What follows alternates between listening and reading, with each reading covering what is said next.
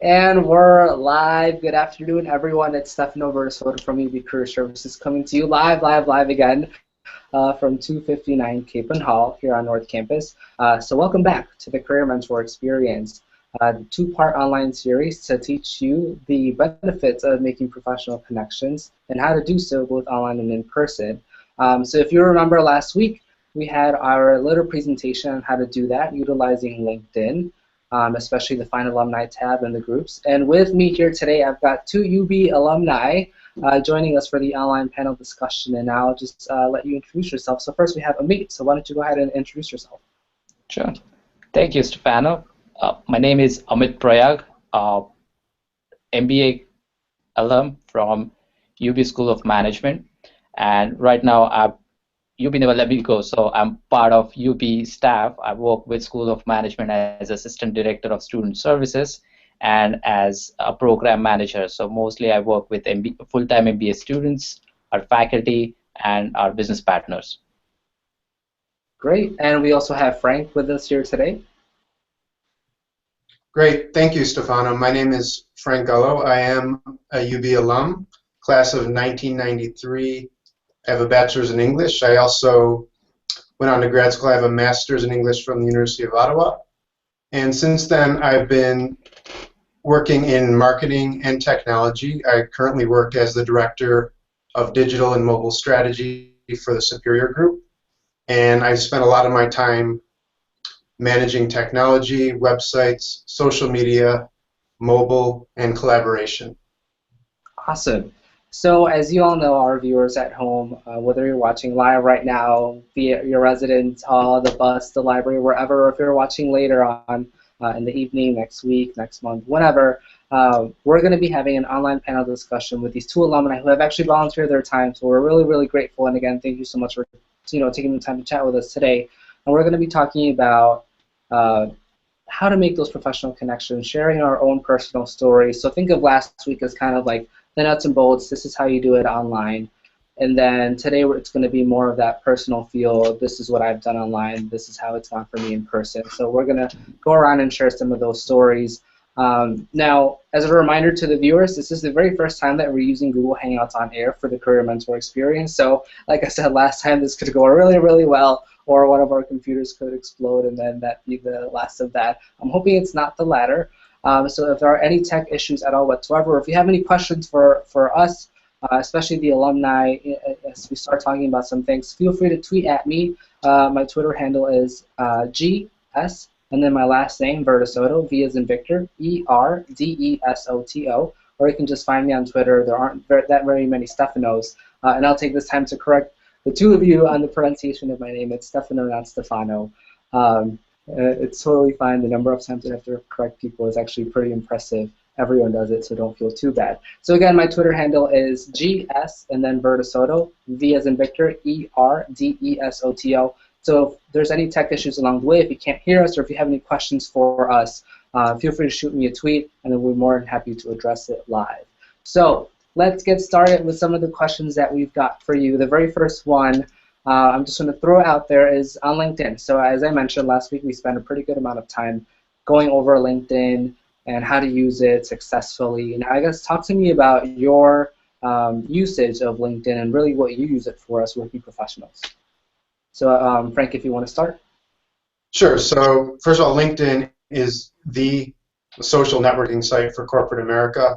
Working for a staffing workforce company, all of our recruiters use it extensively. We use it for finding talent, finding business, and also finding passive job seekers, which is candidates who may be not looking for a job, but they're on LinkedIn. So it's a great tool to find people who might be your next hire. So an advice for all students coming out of university is you need to be on there. If you're not on there now, sign up, get an account, and begin to build your profile. Cool. For me?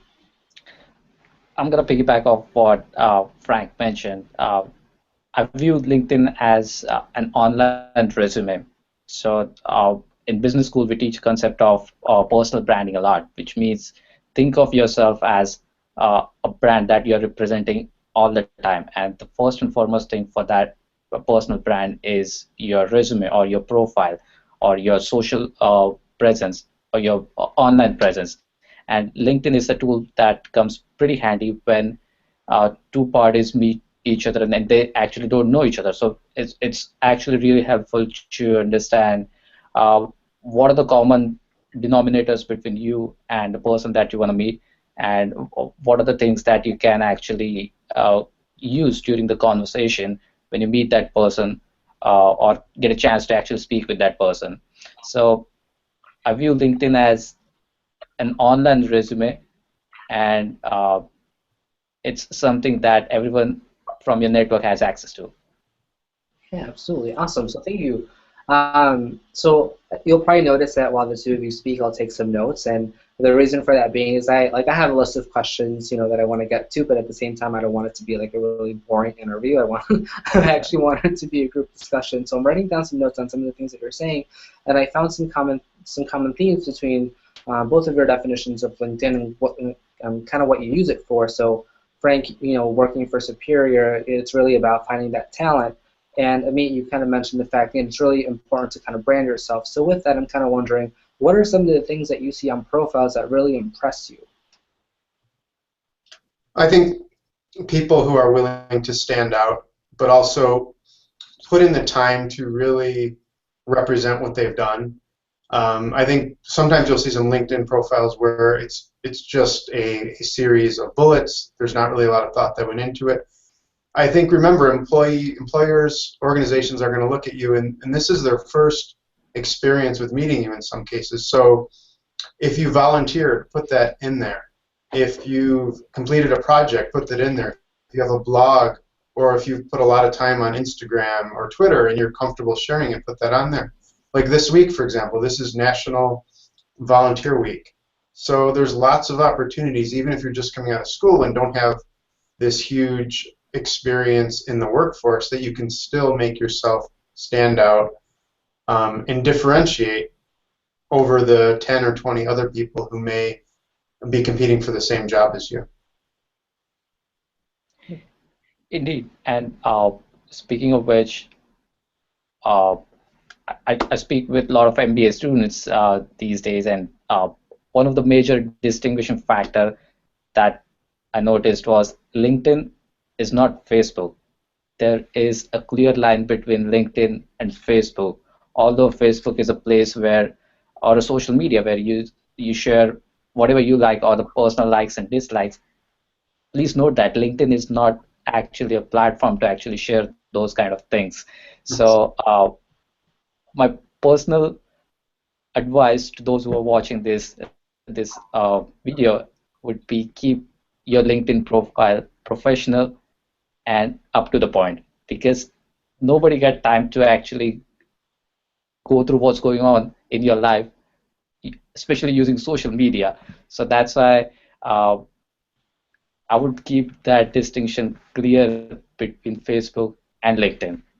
Right, and I would add to that, it's not just LinkedIn. So one of the things everyone should do from time to time is Google themselves. Put your name to Google, see what comes up, and also sign up for free google.com alerts. Put your name into Google Alerts so that if one of your friends posts something and it gets published, you get an email telling you this story with my name in it or my photo is now live on the web.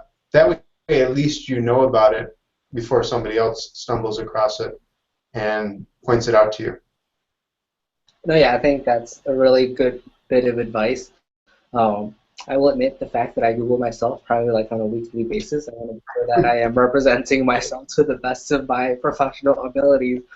And there have been some times that I'm like, oh my gosh, and it's like nothing horrible, but it's like, I don't know if I really want that to be on my first page results for my Google for my Google search. And then something else, there's a lot of third-party like products and services which are free, where you can kind of sign up and like monitor your own social media. I forget the name of it, but I'm sure if you just Google social media monitor or whatever, one of these services will come up, and it essentially like scans all of your posts for things that could potentially be inappropriate for other viewers or employers. So I remember one time I had a status and I used the word hell, and I was like, oh my gosh, I mean, I think that's an okay word, but I could definitely see how an employer might not necessarily want to see that. Luckily, though, it was on my Facebook, which is completely and totally private. Right. Well, I think Twitter's an example. Like Twitter now, they're back with Google, so the tweets will come up in the Google search. So that's one where if you're thinking your Twitter is gated, unless it's fully private, those pieces of content will come up in Google now. So it's a good thing to be aware of at least. Yeah, no, absolutely 100%. Because I think like one of the things that I wasn't necessarily like super pumped about coming up was actually like a picture that I posted on Twitter. And again, please viewers, I don't think that I'm doing crazy things. It was just something else like, not really like page one material. But anyway, so given about what you talked about, Frank, I think you were talking about that it's a really great way to kind of stand out and really represent what you've done, and not necessarily using it just for bullet points. And I think that's huge. Now, with that being said, what are your thoughts on the whole summary portion of LinkedIn and how folks use that? Well, my experience is more with job seekers and other business professionals. I think you will see from time to time some jargon and some safe summaries. Again, I would say, be authentic. It's not a matter of length. It's not a matter of doing something that's never been done before. You want to be true to yourself. Is this part of what you want? What are your personal core values? What do you want to do with yourself? What company do you want to work for? That's what I would focus on in the summary portion. Exactly, and it goes with what we discussed about personal branding earlier. So think of yourself as a personal brand, and when someone looks at the label of this brand, what are the product attributes that you want to communicate to potential consumer of this product? And I think these product attributes or these keywords or buzzwords should be part of LinkedIn summary, which makes the best use of your time and the person who's actually viewing your profile. Yeah, I agree 100%. And it's funny that you both kind of mentioned this idea of being authentic and being able to brand yourself effectively. I kind of cringe sometimes when I see a summary that's kind of like hardworking, motivated, blah blah. Great, those are really great things to be. But I think even if I'm looking at a resume, even if I'm looking at a student resume, and they've got these, or a cover letter, even if they've got these really like general blanket statements or terms. Again, I don't think that it's authentic unless it's backed up, of course, with some sort of experience and some sort of data, if possible. Now, with that being said, how do you feel about first person versus, I guess, third when writing the summary? I see a lot of folks kind of take on the first person approach and kind of say I am currently blah blah blah, and then others kind of write about themselves as if someone else is writing about them. Like, Stefano is an accomplished X, Y, and Z, blah, blah. So I guess I kind of want to hear your thoughts on that.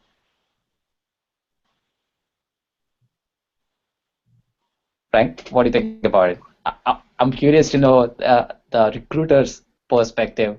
Yeah, I actually don't have a strong preference either way. I think there's room in artistic license for both, depending on the medium. Generally, first person seems more natural.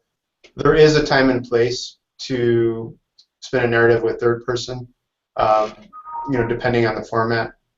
Objective statements sometimes, but usually for me, first person seems more natural, especially in social and online digital. I'm kind of in similar boat, but let me share another aspect of this point. Being from different part of the world, in a lot of Asian cultures, typically use of third person to describe yourself is considered as egoistic. So my take on that would be, think about your target audience. If your target audience is someone, for example, a recruiter in the United States, you may want to be up to it as compared to a recruiter in Asia, where using a third person could be looked into negative light. So using first person might be much more authentic in that case. So it all depends upon who your target audience is. Yeah, no, I think that's a really good point to make, right? Because um, it really is all about your audience, right? So know your audience. I mean, you kind of made this reference of like know your brand, know your product, and who you're trying to sell it to, and I think that's what it really comes down to when you really are branding yourself, when you're talking about yourself, really think to yourself, well, who exactly is going to read this, and what's their perspective or opinion going to be. So I agree with you 100%. So thank you so much for sharing that. Now let's kind of shift. We started talking about LinkedIn and your use, and your kind of stance on it. It's not the Facebook, it's the LinkedIn, it's professional. It's a really great way to kind of showcase yourself, brand yourself, market yourself in a very perhaps genuine way. And it's really useful for you to kind of stand out. And then we kind of talked about the summary, our own personal stances and opinions and approaches, really. And I think that's what's coming next. It's really the approach. Now, I'm really interested in chatting about connecting with others. So clicking that connect button. And I'm just kind of going to leave it open and talk to me about how do you approach connecting with others on LinkedIn? Well, I'm glad you mentioned that point because, as you know, a few days ago we connected to each other on LinkedIn, and if you might have noticed something on my LinkedIn profile that personally I really dislike the cookie cutter LinkedIn request. So whenever I get a cookie cutter request from LinkedIn, my first stance is tell me what's the common point between us, or when did we meet, or how did we meet, or what would you like me to help you with? And until that specific message is clear with the request, uh, personally, I tend not to accept this kind of request. But if I get something pretty precise and specific about this is the time when we met, or this is the reference from our previous conversation, or this is the help I'm looking for, uh, I'm more inclined towards entertaining that kind of request. Yeah, it's funny that you mentioned that. I actually did notice that about your profile. So a little bit of backstory for the viewers at home or wherever it is that you're watching from. I had like a list of really impressive alumni, and Amit and Frank were two of them. And I was reaching out to a lot of folks, and I was essentially lurking their LinkedIn profiles. And Frank, I saw you have a premium account. So I was like, oh man, he probably knows each and every time that I look at his profile. I don't know how that works. But anyways, I was lurking both of your profiles and doing some research, if you will, and yeah, I definitely took note of that. That you made it very clear on your profile. You're like, if you're gonna send me a request to connect, make sure that it's tailored specifically or targeted. Otherwise, I'm not gonna accept it. And I think I agree with you 100% on that. Whenever I get a request to connect from someone and it's got the very generic, like I'd like to add you to my professional network on LinkedIn, Right. I feel a little bit disrespected actually because it just shows me that you didn't really take the time to kind of send that request or just put any kind of thought. Unless it's like someone that I know really, really well. I mean, if my best friend joined LinkedIn and he or she is connecting with me, I don't know that they really need to target that message as much. But Frank, I'm interested in hearing this kind of your stance, especially from I guess the whole finding talent side of it. Sure. Well, I'm a big believer in connecting with people, and I think today's technology allows us to have networks that are both wide and deep. However, as in real life, as in meeting somebody in the world, etiquette is important. When you do connect with somebody, you have to remember there's a person on the other end, and they have time, they're busy, they're working, or they're in school. So you need to approach that connection with respect for that person's time, but you also need to bring something. There are times when I receive requests, and it's strictly somebody who wants something. And in those cases, I'm polite, but generally what I look for is value, reciprocal value. And I think those are the connections and requests that will give you the best results. If you approach every connection where it doesn't matter if I get anything at all out of this, I'm just approaching it where I want to connect with someone genuinely and I want to give back, I think you'll do very well. Cool. Yeah, thanks for sharing that. Now, how do the two of you feel about acknowledging the request to connect in person? So I guess this is kind of like where we're going to shift our conversation. We've been focusing really heavily on like LinkedIn and using it effectively and all the different approaches and the stances and opinions on it. but now we're shifting kind of like towards the in-person networking, if you will. So how do you feel about, let's say, I meet someone today, his name is Bob, like at a networking event, and we connected really well in person. How do you feel about, asking Bob, hey Bob, like, are you on LinkedIn? Would you like to connect right there in person, as opposed to waiting maybe like a day or two and just sending a personalized request online without acknowledging it?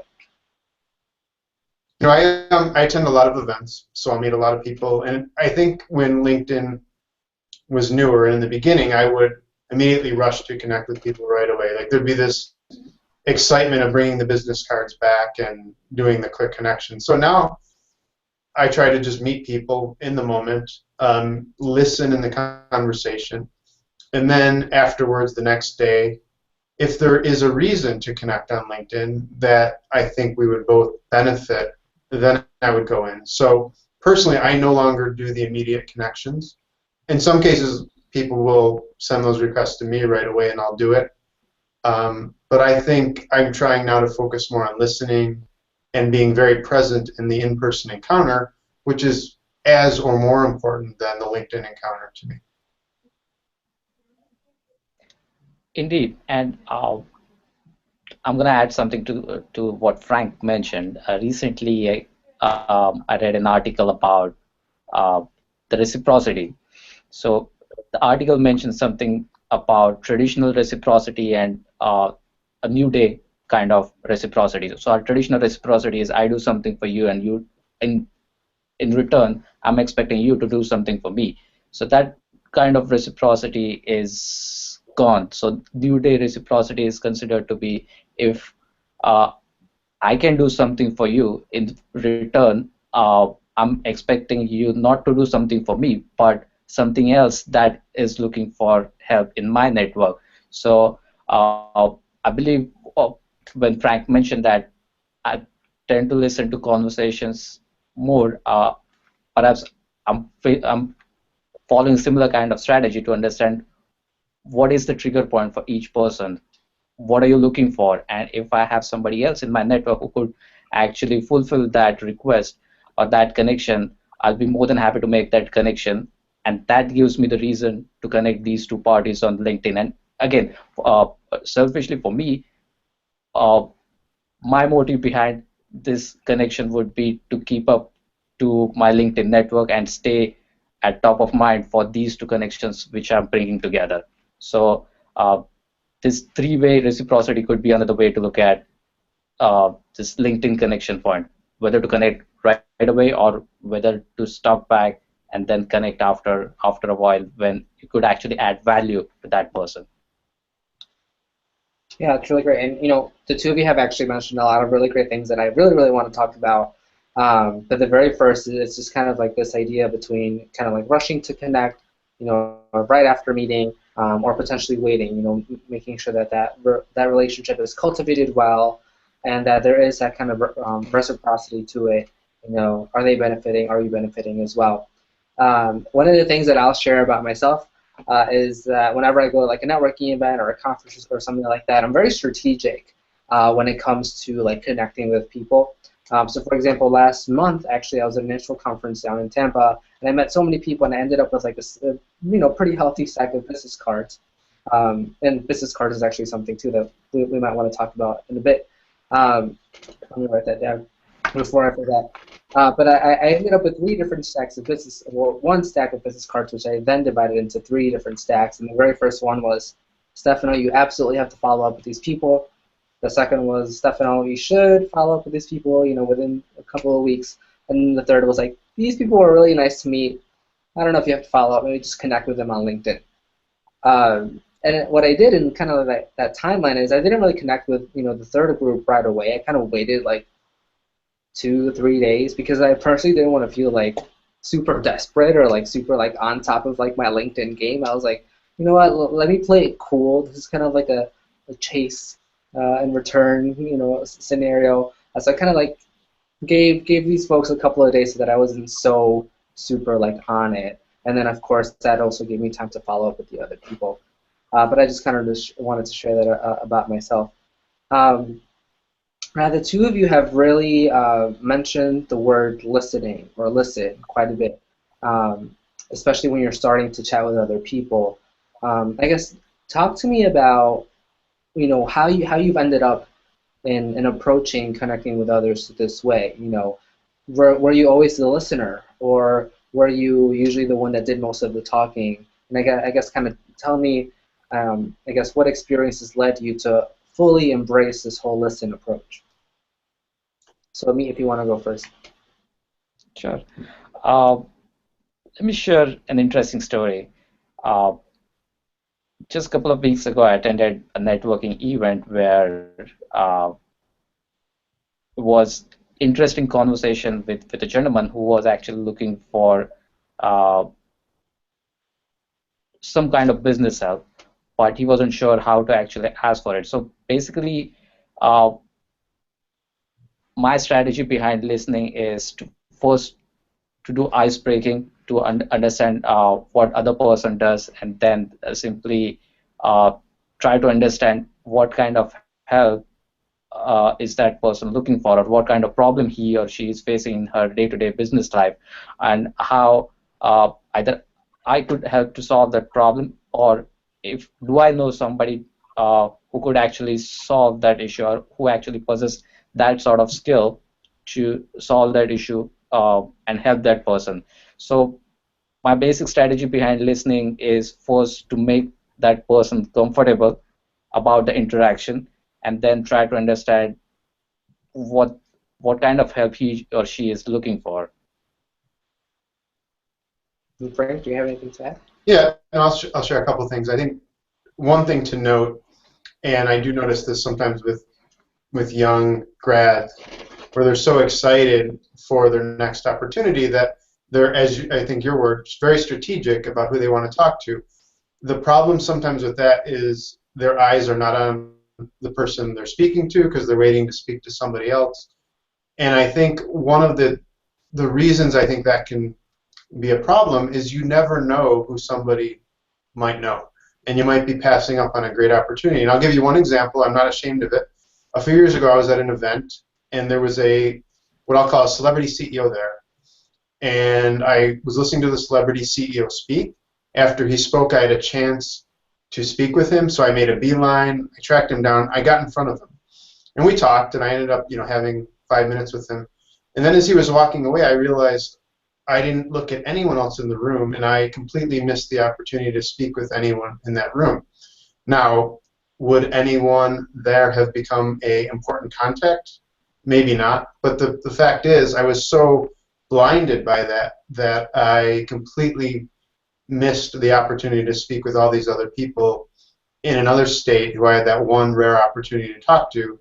So I think you always need to balance your strategic interest with keeping in mind other people are there, and they may know somebody who can be very helpful to you or someone else.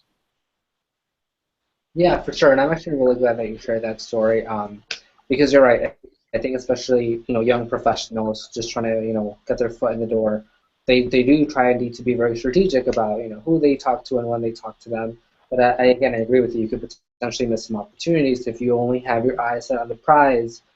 So one of the things when I really think about networking really is not necessarily take the whole I need a job or an internship approach, but instead I just want to meet more people. Now, these people could be the celebrity CEO, sure, or they could be the other people that are in the room too. And actually, Frank, I'm really glad to hear that you had a similar scenario like that, because at this conference that I was at last month, I had something similar happen to me. I applied to a position, and the director was in the room, and I was like, all right, Stefano, you need to speak with him. Like, this is your number one goal. And this person was very busy because other people were being strategic too, and they were bombarding him. So I kept talking to other people, but while I was talking to them, I kind of thought to myself, man, I don't really care what you're saying right now because I really want to talk to this director. And that was so foolish of me because, I instead of keeping my eye on this other person, I should have really invested my energy in cultivating that relationship with these other really great and amazing people.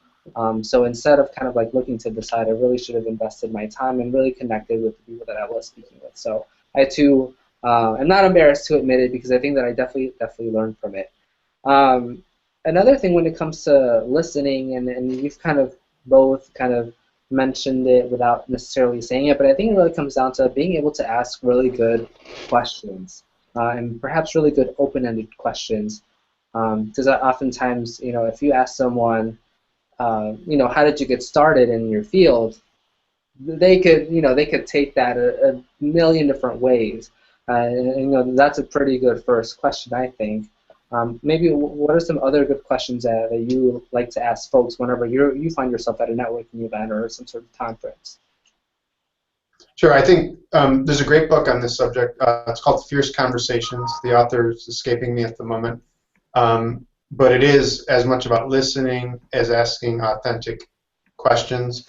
I think ask what you really want to ask. I think some people, they will sometimes ease in, but you have this person in front of you, so ask the questions politely that you want, keeping in mind that you don't know when you'll have a chance to speak to the person again. Well, Frank answered what are the questions to be asked. Let me look at this question from a different way. What are the questions not to ask? Well, I believe first three questions should never be related to what are the positions available in your company or in your immediate network. Tell me about these positions, and here's my resume. Tell me more about it. And if someone is approaching me this way, personally, I would be taken aback a little bit and maybe uh, not tend to help that person where I should be actually helping that person.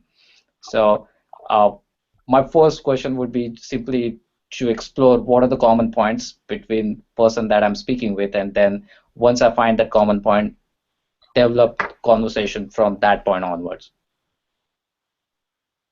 Yeah, no, I agree 100%. I mean, whenever we advise students as they prepare for some sort of job fair or networking event, and their end goal really initially is I need a job or an internship. But we usually try to steer them away from the whole hi, my name's Stefano and I have experiences in X, Y, and Z, blah, blah, blah, because, like you said, that's a little overwhelming. That can, take someone aback, and it puts a lot of pressure on someone because all of a sudden you're no longer a human being. You're someone that has something that this person wants. So I agree with you. I mean, sometimes it goes down to just getting to know the person and starting out small and breaking that ice. And to me, I think you kind of mentioned this whole concept of breaking the ice. So I guess I'd be really interested in hearing from your own experience at networking events or conferences, how do you break the ice with a complete and total stranger? Well, it depends upon the situation or who you are speaking with. Again, as I said, my first preference would be to find out what's common between me and the person that I'm speaking with. So it could be simply a question like, "What brings you here?" or uh, "The weather is getting better," or something, some kind of small talk that actually establishes that common point between you and that person. And then once you find that common point, you can develop the conversation in the direction that you want to. Frank, do you have any insights? Yeah, I think depending on the event, if the event is about a particular subject, technology, or business, those are common points of interest. Why are you both in the place? I think trying to find these common points, but what will go even farther is if there's something deeper. Is there a shared interest?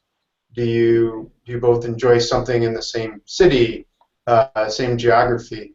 Once you really reveal something of yourself and are willing to do that, I think that goes a long way to people, because then we're having a conversation. It's not simply about these are my skills, this is what I want, this is what I like. I enjoy biking with my daughter. Oh, I enjoyed biking as a child too. So I think giving something of yourself up in those moments is likely to be a risk, but also likely to yield you a greater connection. Yeah, great. I mean, yeah, I think I really enjoy hearing kind of, a mix of the two, right? So me, you kind of talked about, easing your way in, whether maybe parking, what brought you to the event, and then Frank, you kind of talked about maybe some more personal touches, or maybe a more personal connection. And I think, like like the both of you said, it really depends on the nature of the event, and perhaps kind of like the progression of the conversation. Right. I Now, think there are factors of age, gender, culture. So all of those things come into Right. different variables that you just assess situation. yeah, absolutely. I mean, like we were saying earlier, know your audience, right? Right. And um, again, it all, just to add to what Frank mentioned, it all depends upon if you had an opportunity to actually research about the person that you're going to speak with. If you had a prior opportunity to actually know about that person or his organization or his day-to-day work, uh, to understand what kind of problems his or her organization is facing, that could be potentially a good icebreaker. For example, it could be, hey, I came to know that your organization acquired company XYZ recently. How do you feel about it? What are the challenges that you're facing, or what are the strengths that your organization added because of that acquisition? If you know about if you do your research ahead of time, I'm sure this research plays a crucial role in that icebreaker conversation. oh yeah, for sure. I mean, so I think it really depends again, like on the type of the event. So like if you know who's going to be there, then yeah, absolutely. If you have the time to research them, do what I did, and learn people's LinkedIn profiles, and see what exactly is the work that they do, what might be some of their challenges, or some of the products and services, their mission and goals for for the company or organization that they work for. Yeah, so I agree. But if it's like a bigger event where maybe you don't really know anyone who's going to be there, then it could also be easier to just kind of start out slow and then ask those deeper questions along the way. Now we've clearly shifted, right? So we started talking about LinkedIn and using it, the summaries and connecting with people to actual in-person interaction with people. With I find that whenever I meet with students, it's oftentimes scary to make those connections, to speak with people, to put yourself perhaps in a vulnerable position, be it at a networking event or a conference. So I'd be really interested in hearing both of you speak about maybe if you remember your very first networking event and how it went. Sure. I'm an introvert, so for me it's been a progression to become comfortable going up to strangers, initiating conversations. Um, all the anxieties associated with public speaking, small groups. So I think to some extent this is a craft where the more you do it, the more comfortable you become, the more you realize that others, whether they're introverts or extroverts, they're just people, and the more you realize you get out of these things. So I think for me it's just been a process of doing it and pushing myself out of my comfort zone. At times I've signed up for events where the entire nature of the events was about going up to people you don't know. So Indeed, well, professional networking hours or cocktail sessions, these are great ways to network with people from your area of interest. But at the same time, uh, let's not forget other uh, possible or passive opportunities to network with people as well. Let me share a personal story. I was flying back from JFK a couple of months ago, and uh, I was completely jet lagged, tired. I wasn't paying attention to anything else on that gate. But a gentleman in suit actually approached me, and he actually introduced himself as a UB alum. So, mind you, this is a story that happened in JFK Terminal 5, but this person simply noticed that I'm wearing a UP t-shirt, and that was a common point between our interaction. So, uh, my point of the story is networking need not to be in professional or rather formal way through cocktail hours or through networking sessions, but think about a bunch of other networking opportunities where you could connect with people and actually expand your network as well. It could be as simple as having a word with with the person sitting next to you during your travel. It could be simply speaking to someone who's playing soccer with you when you when you are on field. So there are a ton of different opportunities which I believe uh, tend to get ignored by recent graduates, and I believe these opportunities have a ton of potential to actually make those strong relationships or build those strong relationships. Yeah, I agree with that. And just to add, again, going back that this week is focused on volunteering, and to the original question, what if students have some anxiety? Again, there are lower barriers of entry to being around people. So I would encourage all students to volunteer in some way. It's got to be something they feel strongly about. And that is an easy way because you're doing something you love, you're giving back. And usually people are very grateful for your efforts. So that generally begins to build up some confidence and abilities to speak with others. And then, as I said, there's all these other opportunities to meet people and all the different places you go. And eventually, I think your body language will convey when you're open versus if you're closed or very nervous. You know, people will read your body language and respect it. Absolutely. Yeah, I've And I could there you go. just to add one small point to that. We discussed about different potential networking opportunities. Could be formal event as such, or could be any other potential opportunity. One helpful resource that I believe has strong potential is something called as meetup.com.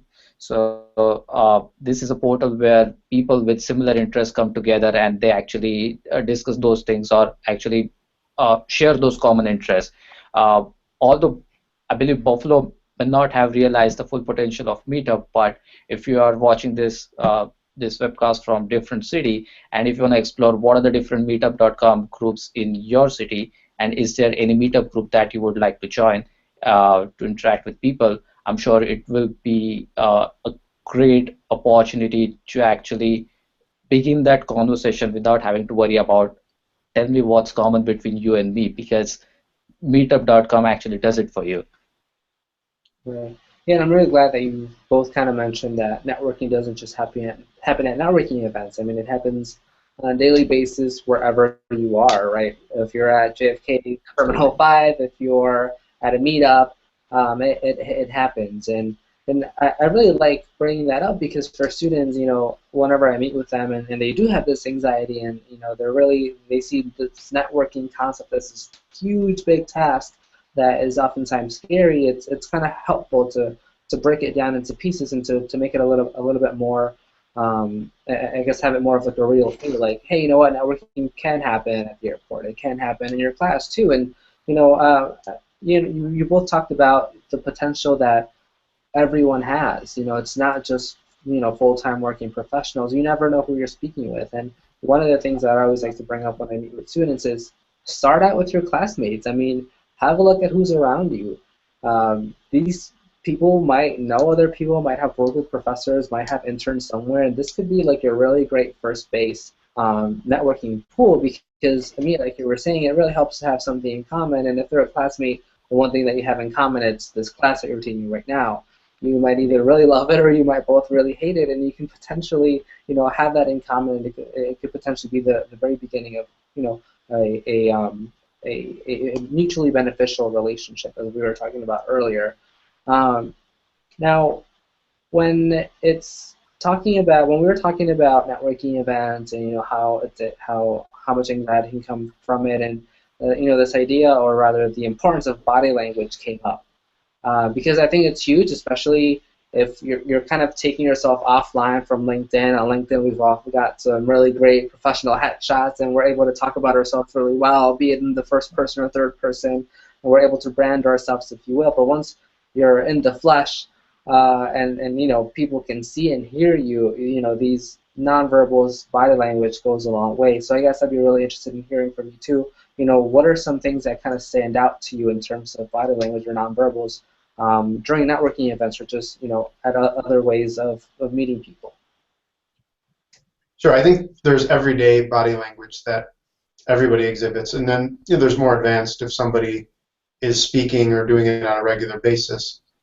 Things I've noticed, again, I'd mentioned earlier, when the individual's eyes are looking elsewhere in the room, that's often a tell that they're not engaged in the conversation, so I'll usually disengage. Often shuffling of feet or using hands. There's various things that I think people do, but for me, the main one I notice is eye contact and where the eyes are, and that will affect how I'll engage in the conversation. Absolutely. Apart from eye contact, the one interesting thing I noticed was the distraction of cell phone.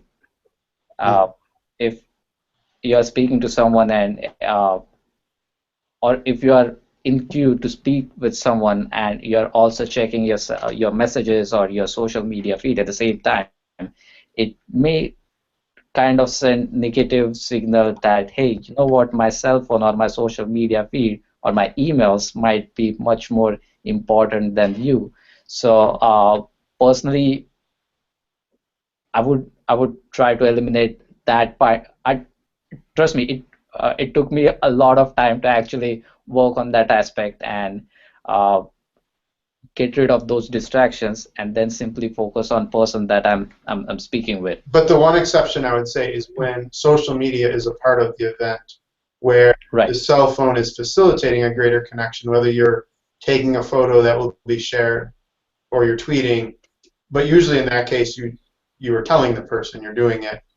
Right. And then sometimes just as a parent, there are times when you do need a little more connection with the device. But generally, I will tell people, still though, I do agree overall with the point that it's generally rude and you should minimize it unless it is serving a purpose. Yeah, absolutely. Absolutely. And you know what? Speaking of which, it kind of reminds me something. I noticed at the Starbucks today, they have a beautiful board, a poster sign on their counter which says, "We'll be more than happy to serve you after you finish your conversation," which kind of applicable to person-to-person networking as well. I would say same thing to person that's speaking with me. I'll be more than happy to speak with you after you're done with your cell phone and after you're done with your social media or whatever it is. Yeah, I've seen those, and I always kind of giggle. I'm always very conscious. I remember one time I saw it after I finished my order, and I felt really, really bad. But it was a really important phone call. So, sometimes it happens, and, Frank, like you were saying, you have responsibilities if you're a parent, or, if Right. you're the son or daughter, and, your mom or dad or guardian or family member really wants to know where the heck are you, that, sometimes there are, certain rules to, or rather certain exceptions to the rule. Circumstances. Yeah, in some very specific circumstances. But as far as body language goes, I agree. The whole eye contact, cell phone distractions, those play a huge, huge role. Something else that I've noticed is really how you position your body too. Um, when I was talking about the one earlier story about this one person I really wanted to chat with, and I was kind of like killing time to feel with these other people, I found myself that like my feet and my shoulder were like not even really fully facing these other people that I was speaking with. And when I caught myself doing that, I think that was it. I was like, oh my gosh, Stefano, like you're not even engaged in this conversation. Like you're not even physically, showing your interest. And I think that's huge, just the way you position yourself when you're speaking with someone, and then perhaps leaning in and listening as in career services as a career counseling team. One of the things that we do is we really want to listen to people's stories, and we like to lean in to kind of engage, the student and make them feel welcome. And I think the same can be applied to a networking event or when you're chatting with someone. So I think that definitely goes a long way. Now, And I think that relates to also attire and wearing the right attire Right. for the event. So I guess this goes back to the know your audience, know your event. If you're going to go to a very laid-back, engineering, programming-friendly culture where nobody's wearing a suit, know that. But if you're going to the financial district where it is a very formal event, you'll want to blend in and respect the venue. Indeed. absolutely. And something else that I was kind of thinking about it's also kind of being mindful of it, like you were saying earlier, and knowing your audience, right? So are you targeting a recruiter in the U.S. or are you going for someone in Asia, or do you have a global perspective? And one of the things that sometimes comes up when we work with students is there's big cultural differences. So some students, it's against their culture to shake someone's hand, and that's such a huge part of, I guess, American, professionalism, is being able to give someone a good handshake and engage in eye contact. And, for different cultures, that's different. So I guess it's also being mindful. Do you have any, I guess, any ways in which you would approach that, or things that you've experienced when it comes to dealing with those cultural differences?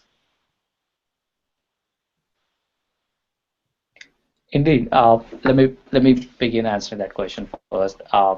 Few years ago, I actually attended a conference in New York City where uh, it was a conference for Asian MBA students or Asian MBA alumni who were part of MBA program across the United States. And one interesting observation was whenever I made a professional connection, I was handed over the business card with two hands and with a little bit of nudge or a little bit of Bow. kind of respect, paying respect. So for first few interactions, it kind of threw me off, but later on I realized that it's actually a cultural thing which I need to respect.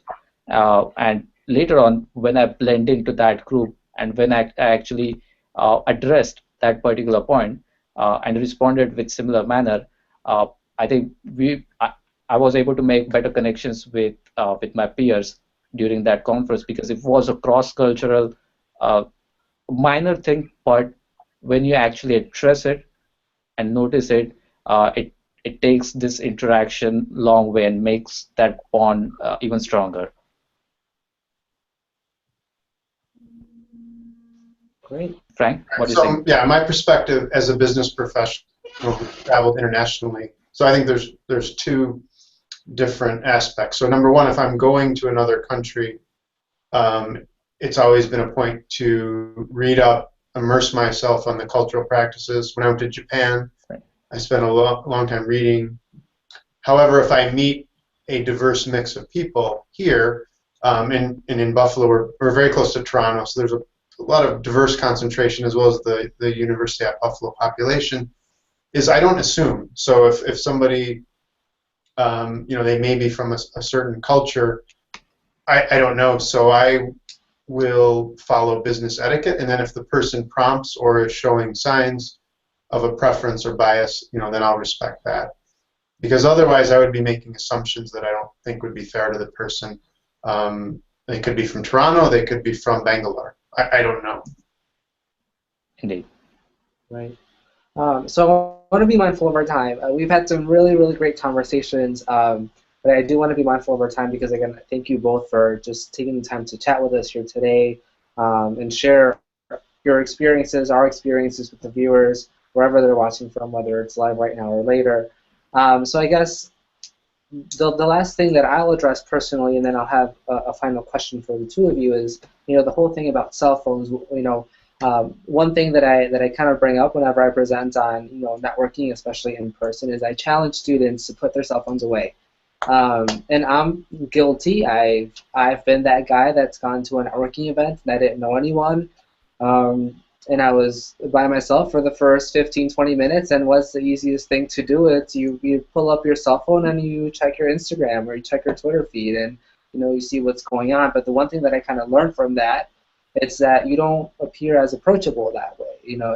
If all you're doing is you're just on your cell phone, catching up on your tweets, and if someone sees you, they see this very intense connection that's going on between yourself and your cell phone, and that could potentially throw some people off, or perhaps not have them feel comfortable in approaching you, because clearly you're doing something that's really important. Because maybe it's Instagram or Twitter, or maybe you're texting your mom or dad or your son or daughter. So I think that's the one thing that I usually say is I challenge you to put yourself in a way during a networking event. Of course, like we said, unless it's in regards to engaging in social media during the event and that's been acknowledged. So with that being said, I guess the last question that I have for the two of you is, knowing what you know now as both successful UB alumni, successful in your respective fields. Like knowing what you know now, what's one thing that you wish someone would have told you when you were first starting out in regards to making professional connections? That's a tough one. We'll just end on a really deep question. I'll let Frank start first. But Throw him under the bus. And you can absolutely think about it. I would say one of the things that's taken me a long time to learn is it's as important to connect with people who you seemingly have absolutely nothing in common with, and possibly completely different industries, and disrupt yourself by learning from them or listening to them. Because their idea, even if it's in a totally dissimilar field, like say you work in banking and they work in construction, maybe they're doing something that with just a few tweaks you can apply to your business and introduce an innovative process. Or maybe that person's cousin knows somebody who would be a great connection for someone else you know who's looking for a job. So I didn't learn this till recently, but I would say you really want to talk to that other person, that director, the person next to you. You don't think you have anything in common with them. Give the person a chance. Everybody deserves 5-10 minutes. You could listen, and you may be surprised at who you end up connecting with. Indeed. I'm going to put a different spin at that point. One thing that I wish I knew when I was in school would be the golden rule. And the golden rule says that one should treat others the way one is expecting others to treat himself or herself. And I think that drives uh, my interactions now, that I'm expecting things that I'm going to put myself in their shoes, and I'm watching myself treating me. So if I'm not okay doing certain things, I won't actually use those things in those interactions because I don't want to see those things being used by somebody else when I'm actually speaking to that person. So I think this golden rule of they call it as golden rule of ethics, but it proved out to be helpful in my networking interactions. All right, great. And two little tiny things that I'll share as a young professional. I still have a lot to learn. I still have a lot to experience. But some of the things that I've learned fairly recently are it's okay to be alone at a networking event. You don't always have to know someone. Frank and even me, you both kind of talked about this theme of getting yourself out of your comfort zone, and being alone at a networking event can be a little bit uncomfortable. So you are definitely outside of your comfort zone, and I think that's okay. And that kind of goes back to my whole point of putting your cell phone away. It's very comfortable to be on your cell phone, but it's a little bit more uncomfortable to just stand around by yourself. However, I did try that out recently, and I actually went to like the food counter, and I got me like a little plate of fruit, and I was just standing eating by myself, looking around, kind of half smiling at people, and like acknowledging their existence by looking them in the eye and kind of like nodding at them, and that actually had or led some people to come up to me. And it was just so great how something so simple like that can, make you appear a lot more approachable to others. So I think that's the very first thing. And the second, in regards to business cards, which we didn't really get to talk to about much, is it's not really about the amount of business cards. It's really what you do with them and how you keep track of them or how you organize them, especially after a networking event. One really big tip that I like to even exercise on my own is write a couple of key words on the back of business cards to kind of help you remember how you know this person, so that potentially if you do connect with them later on, or right after the event, whatever your method or approach is, you are able to kind of throw a couple of the notes in there in that personalized message that seems to be really important. So really not about how many business cards, but how you use them and organize them, and potentially jotting down some notes on the back as you kind of make your way throughout the room during the night. It could potentially help you later on. But we are actually out of time, so Amit and Frank, thank you so very much for joining us here today, for taking time out of your busy schedules as working professionals to chat with us here today. And everyone at home, thank you so very much for being a part of the Career Mentor Experience, a two-part online series. which hopefully, makes you feel a little bit better about making those professional connections, both online and in person. Again, this is a fairly new program. This is only the third time that we've offered it. And it's changed quite a bit. As you might remember, the very first time was a 3-part session in person, and now we've shifted to a 2-part session online, coming to you live. So for those of you that weren't able to watch live with us, totally fine, no worries at all. We will email you the direct link so that you can watch whenever. But if it's from the residence hall, the library, wherever, if it's 1 in the morning when you finally get a chance, that is totally fine. We just want to be sure that these messages and the stories from our successful UB alumni are getting out there. So again, thank you so much for being a part of the experience. As you know, the experience has changed quite a bit, but it wouldn't have been able to do so without student feedback and input. So those annoying student surveys that we send after our programs, we actually read those and we actually use those to make changes. So I will follow up with all of you who RSVP to both part 1 and part 2 to ask you for your feedback. How did this go? How can we make it better? Because at the end of the day, it's all for you. So again, thank you so much. Greetings again from Career Services in 259 Cape and Hall. We look forward to seeing you soon. Bye.